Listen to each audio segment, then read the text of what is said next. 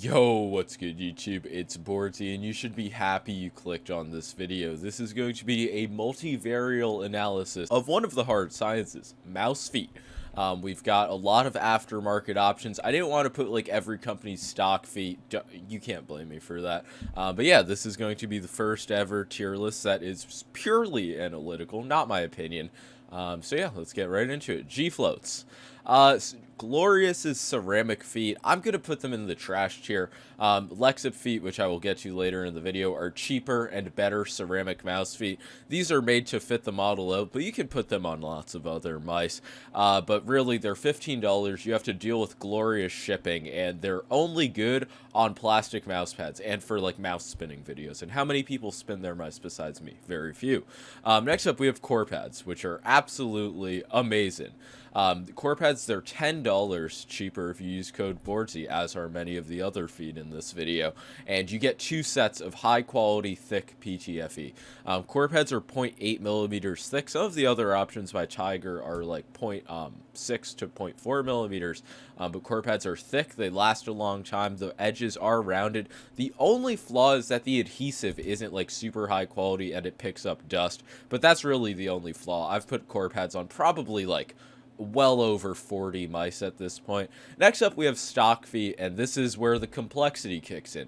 Stock feet can range anywhere from absolute trash, like the Deluxe M800 old Logitech mice, to like A tier, like the new Rocket mouse feet. Who else has good feet? Fuck.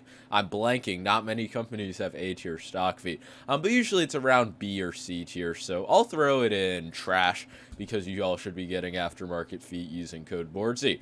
And I'm not going to get off topic too much, don't you worry, but I made this poll a few days ago asking if people use stock feet, and overwhelmingly the answer was yes. And this is on my channel, which is already like deranged mouse addicts. But I saw a lot of people in the comments who are like, oh, you don't need aftermarket skates, you aren't aiming bad because you don't have aftermarket feet. And nobody's saying that you are.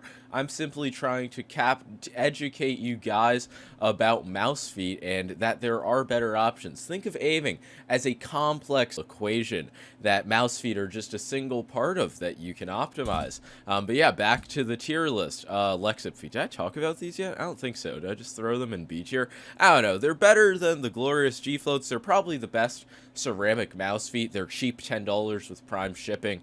But I just don't like them very much. On standard cloth pads, they feel like shit. On like plastic pads, not glass either. They ruin glass pads. So yeah, fucking C tier. Nobody needs these. Now these are Tiger Ice feet, which are definitely amazing. They're $7 for one set, which isn't like extremely good value, but the feet are really fucking nice. They are my feet of choice on the G Pro X Super Light. That means something. They are a bit thinner than core pads. They're smoother and they're faster. You can really notice this more on like smooth pads that aren't heavily textured. I still do prefer core pads on textured pads. I made a comparison video in the past if you want more info. But yeah, core pads and ice feet both have the seal of approval and are, in my opinion, the best on the market right now. And considering that they're both under $10, I don't think it needs to be a huge topic of debate when they are, like, the specs are just better than what manufacturers offer.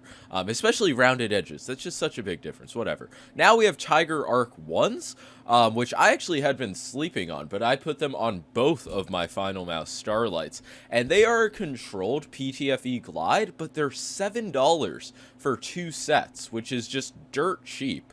And it is like a controlled glide as opposed to a fast glide.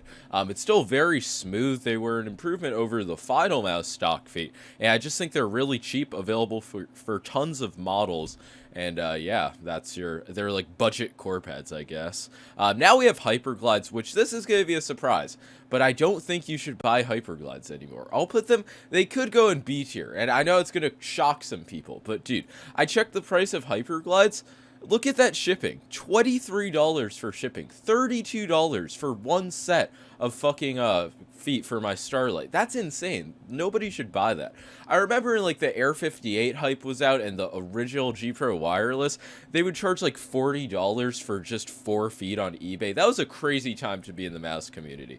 But Hyperglides, they're really good mouse feet. I'd say like they're slightly a more premium version of core pads, but they're just not really easily, they are are easy to get, but they're not worth the fucking money. Probably even C tier, I don't know. Now, these are Tiger Arc 2s, which I don't know. They're kind of just a worse version of Ice Feet, in my opinion, and you do only get one set. They're faster than Arc 1s, but yeah, B tier. I don't really recommend Arc 2s ever. I recommend either getting Arc 1s if you want, like, controlled, high-quality PTFE 2 sets, or just Core Pads or Ice Feet. And now, this is a Sujai reference, no mouse feet. This dude unironically, like, uses a G305 with no mouse feet, and he's good at Valorant. So, I don't know. I don't ever recommend using no mouse feet, unless you, of course, want to spin your mouse. Refer back to the G703 video. But yeah, this was a complete waste of, this was a fun, awesome video to make. Leave a like and sub if you enjoyed the mouse feet tier list. Woo! But yeah, honestly, this is a solid tier list. Avoid anything like B, C, or trash. Also, let me know if I missed any types of mouse feet. I probably don't care much, but I will acknowledge it. But that's gonna be all for this video. Peace.